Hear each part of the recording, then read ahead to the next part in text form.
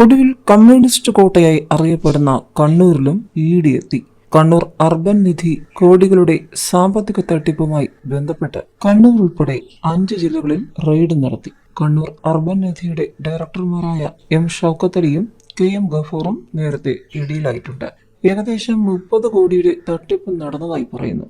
ഏകദേശം 150ഓളം കേസുകൾ എടുത്തിട്ടുണ്ട്. കണ്ണൂർ, പാലക്കാട്, തൃശൂർ, മലപ്പുറം, കോഴിക്കോട് ജില്ലകളിലാണ് റെയ്ഡ് നടത്തിയതെന്ന് ഇ.ഡി. കൊച്ചി സോണിലെ ഡെപ്യൂട്ടി ഡയറക്ടർ പ്രശാന്ത് കുമാർ വ്യക്തമാക്കി.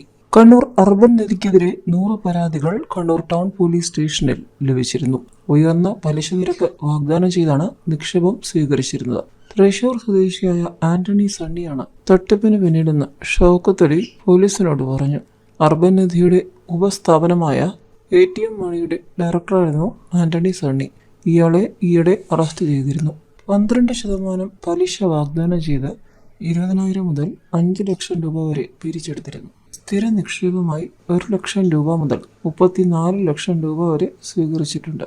തുടക്കത്തിൽ ചേർന്നവർക്ക് കൃത്യമായി പലിശ നൽകിയിരുന്നു. പക്ഷേ കൂടുതൽ പേർ നിക്ഷേപവുമായി എത്തിയതോടെ വീഴ്ചകൾ വരാൻ തുടങ്ങി.